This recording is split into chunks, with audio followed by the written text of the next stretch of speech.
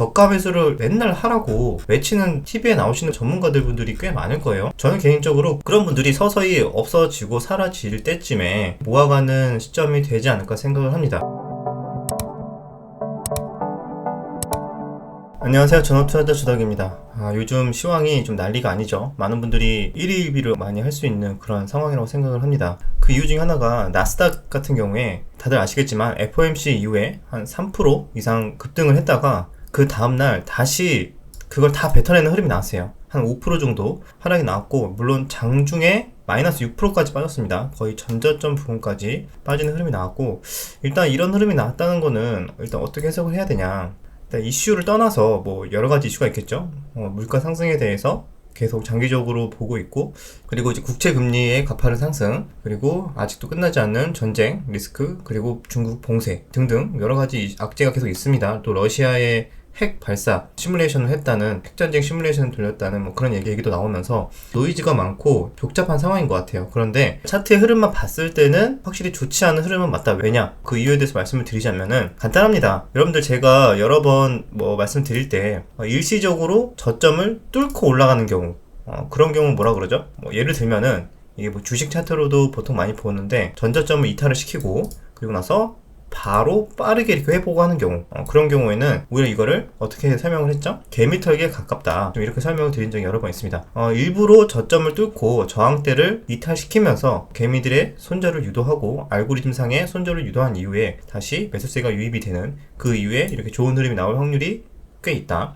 이게 개별 종목에도 굉장히 잘 적용이 되죠. 이번에 나온 패턴은 사실 요거의 반대에 가깝습니다. 강하게 한번 상승이 나와주고 요런 저항대 구간을 돌파할 것처럼 이렇게 흐름이 나왔다가 바로 하루 만에 전저점 부분까지 빼놨어요. 이거를 반대로 해석을 한번 해보자면은, 개미 털기가 아니라 개미 투자자들을 또는 롱을 보는 많은 투자자들을 꼬드겼다, 꼬셨다, 이렇게 볼 수가 있겠죠. 그런 분들을 매수하게끔 만들고, 이제 많은 투자자들이 이제 악재 소멸이다 라고 받아들이게끔 강한 상승이 나온 이후에 다시 기다렸다는 듯이 매도가 쫙 나오면서 전저점까지 와 있죠.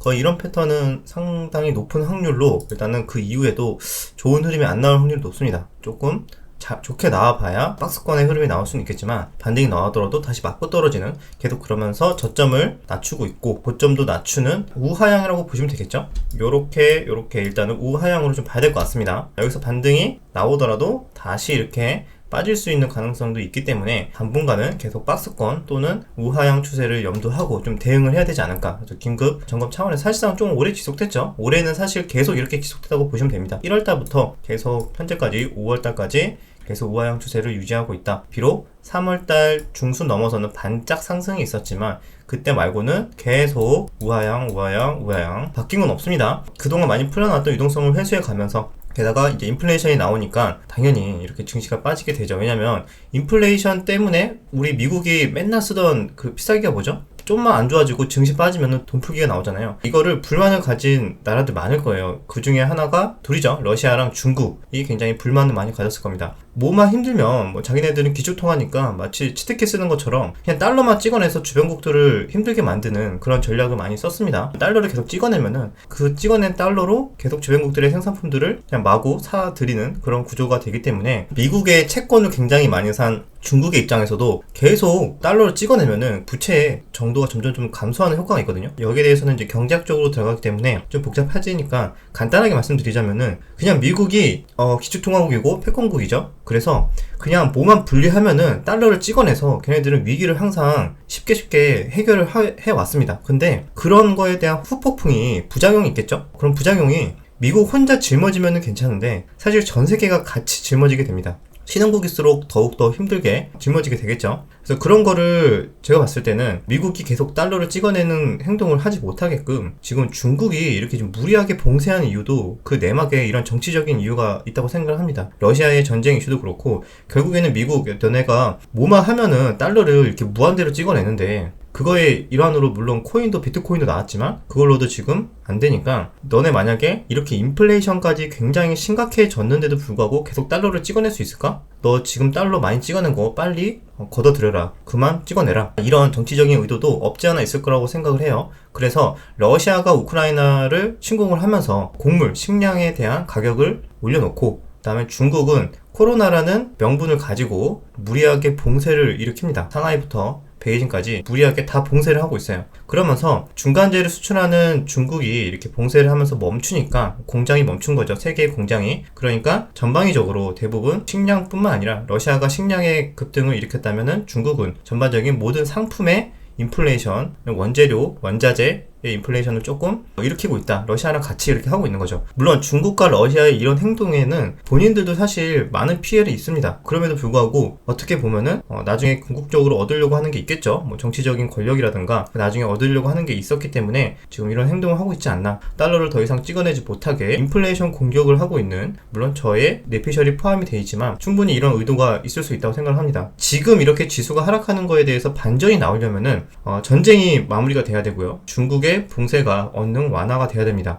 그런데 본인들의 어느 정도 목적이 이루어지기 전까지는 단기간에 끝날 것 같지는 않아요. 중국도 계속 인플레이션을 일으키기 위해서 달러가 어느 정도 회수되는 과정까지 보기 위해서는 조금 봉쇄나 이런 행동들을 계속 반복적으로 완화하더라도 또한 다른 방법으로 자국 내수를 계속 부양을 한다던가 여러 가지 방법으로 하지 않을까. 러시아도 마찬가지죠. 단기간으로 해결이 안 된다는 전제를 하고 난다면은 좀 더 증시를 어떻게 봐야 되는가에 대해서 조금 힌트가 나올 거라고 생각을 합니다. 국내 증시도 마찬가지죠. 이게 코스닥인데 1차적으로 빠졌다가 올랐다가 지금 다시 빠지고 있어요. 이걸 반대로 보자면은 N자형 하락이 됩니다. 그래서 이렇게 빠졌다가 반등 다시 빠지는, 그래서 이번에 하락이 전저점 부근까지 오는지 전저점을 뚫고 내려가는지 약간 이런 여부를 체크해야 되지 않을까 생각합니다. 주봉을 보면 좀 더 명확하게 보여요. 주봉을 보시면은 차트 한번 거꾸로 볼까요? 차트가 거꾸로 됐을 때 강한 상승 이후에 자 이렇게 20주선 정도의 눌림목이 나와주고 다시 반등이 나오고 있는, 이렇게 차트 거꾸로 보면 굉장히 좋은 상승 차트가 되지만 뒤집혀져 있기 때문에 N자형 상승이 아니라 N자형 하락에 진행이 되고 있다 라고 생각하시면 될 것 같습니다. 코스피는 상대적으로 좀 더 N자형보다는 기간 조정이죠. 박스권으로 움직이면서 이렇게 박스권을 움직이면서 기간 조정이 나와주고 있는데, 이렇게 20주선이 따라 내려오면서 여기에 대한 압박을 이기지 못하고 고점은 낮춰지면서 저점을 뚫고 이렇게 내려가는 지금 하방 압력을 받고 있다, 이렇게 설명할 수가 있습니다. 일봉에서도 보시면 아시겠지만 이렇게 고점이 낮아지고 있고 저점은 비교적 조금 낮춰지고 있다. 아직까지 저점이 어디까지 갈지는 모르겠지만 과연 요 저점을 지금 계속 터치를 하고 있어요. 여러 번 터치하면 안 좋다고 그랬죠. 여러 번 계속 터치하면 뚫고 내려간다는 소린데, 그렇게 안 되고 최대한 좀 박스권으로 이렇게 좀 움직여줬으면 좋겠지만 시장은 지금 쉽지는 않다. 외국인 수급도 보시면은 오늘도 3천억을 계속 매도를 하고 있고 기관까지 같이 매도를 하고 있네요.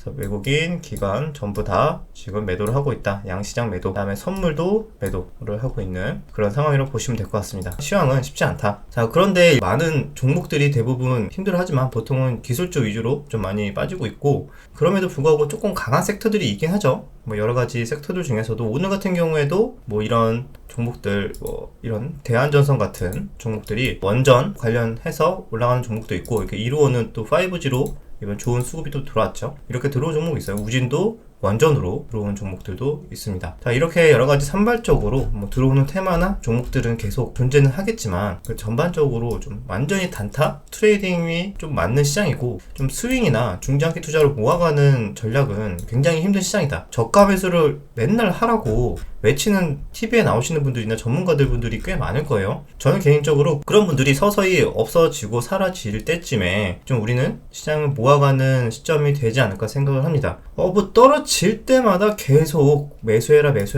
뭐 삼성전자만 봐도, 물론 삼성전자가 좋은 회사지만 이때부터 매수해라 떨어질 때마다 매수해라 이때 좀 오르니까 내 말이 맞지 않았냐, 보통 이렇게 시전을 하겠죠. 그러면서 여기저기 유튜브 나오면서 TV 나오면서 또 떨어지면 매수해라, 굉장히 회사가 좋다, 매수해라, 뭐 그렇게 말씀을 계속 하시겠죠. 물론 삼성전자뿐만 아니라 네이버도 그렇고 현대차도 그렇고 마찬가지일 겁니다. 계속 떨어질 때마다 매수하라고 주문을 하신 분들이 지금 아마 최근 한 1년에서 2년 성과는 마이너스 30% 이상이 다 났을 겁니다. 그런 분들이 똑같이 하는 말씀이 뭐죠? 저는 3년 보고 투자합니다. 저는 5년 보고 투자합니다. 10년 보고 투자합니다. 라고 말씀을 합니다.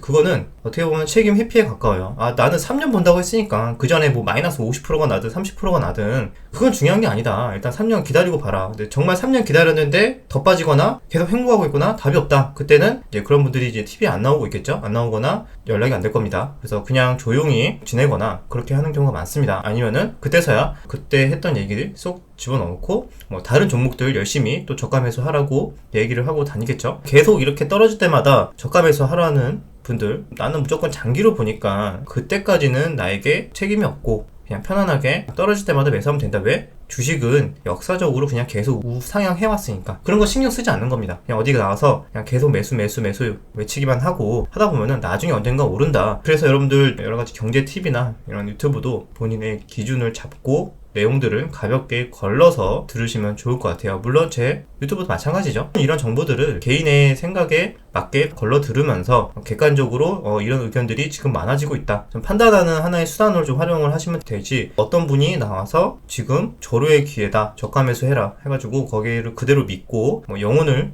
끌어서 매수를 하시는 그런 실수를 안 하셨으면 좋겠습니다. 지금 시장은 여전히 지금 아무도 알 수 없어요. 지금 시장에서 이거 뭐 3년 보면 이 회사는 무조건 오릅니다 라고 말씀하시는 분들 많죠. 근데 그 회사의 CEO한테 가서 물어보세요. 1년 뒤에 2년 뒤에 회사가 어떻게 될 것 같냐. 대부분 영업하기 위해서 무조건 잘 될 거다 라고 말하시는 분도 있겠지만, 솔직하게 그 사람 마음속에 들어가서 물어보면은 당장 내 회사가 1년 뒤 2년 뒤에 어떻게 될지 모르는 거예요. 물론 뭐 사라진다는 의미가 아니라 여기서 더 힘들어질 수 있는 거고, 여기서 정말 최악의 상황으로 갈 수도 있는 거고, 아니면은 이 정도 겨우겨우 버틸 수도 있는 거고, 뭐 극적인 상황이 환경이 좋아지면은 다시 좀 더 개선이 될 수 있는 거고. 그러니까 CEO조차 모르는 건데 어디서 그냥 조금 주식 차트 좀 보고 종목 좀 재무제표 좀 까봤다고 나와가지고 이 회사가 1년 뒤에 2년 뒤에 3년 뒤에 어떻게 될 거다 라고 강하게 말하고 다닌다는 게 솔직히 좀 말이 안 된다고 생각을 합니다. 그냥 나와서 그분들도 어떻게 보면 돈을 벌어야 되니까 그렇게 아는 척을 하는 거겠지만, 솔직히 그냥 모른다고 말하면 돼요.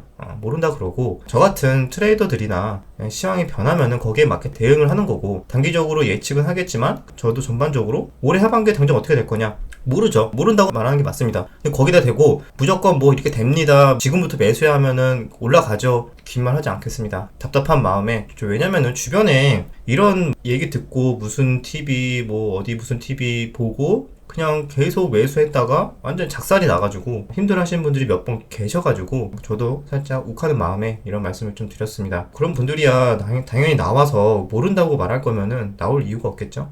그런 것도 이해가 됩니다. 이해가 되지만 적어도 여러 가지 시나리오에 대해서 가능성을 다 객관적으로 이야기를 하고 보수적인 관점을 유지할 수 있게끔 잘 모른다 라는 얘기도 하고, 이렇게 하면은 좀 더 사람들이 스스로 좀 판단하는데 도움이 오히려 더 될 거라고 생각을 해요. 어쨌든 시장은 5월달도 쉽지 않을 것 같습니다. 여러분들 딱 느끼셨겠지만 환율도 굉장히 올라가고 있죠. 환율도 한번 볼까요? 오늘 오후 2시 한 반쯤에 지금 캡처를 한 건데, 환율도 지금 1270원대를 다시 회복을 했습니다. 최근에 증시가 조금 반등이 나오면서 FOMC 이후에 1250원대까지 하락을 했다가 바로 똑같이 증시 하락하는 것처럼 반대로 급등이 나오면서 1270원까지 회복을 했어요. 여전히 미국의 유동성 회수는 계속 지속이 되고 있고, 게다가 달러를 조금 더 풀고 또는 완화를 하기에는 인플레이션이 계속 심해지고 있다. 그렇게 만드는 또 요인은 러시아와 중국이 또 있으니까 어느 정도 타격이 있을 때까지는 러시아와 중국이 지금 같은 포지션을 좀 유지할 수 있으니까 그런 악재가 해소가 되는지